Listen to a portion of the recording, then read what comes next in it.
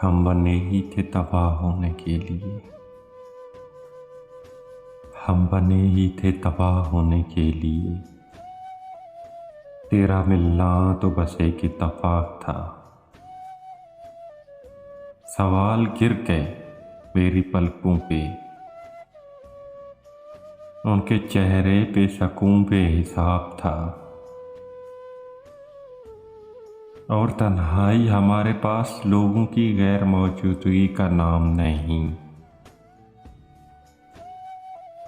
कभी कभी बहुत भीड़ में भी कोई बहुत अकेला होता है। और आखिरी लफ्ज़ कुछ यूं है कि सीख कर गए वो मोहब्बत हमसे,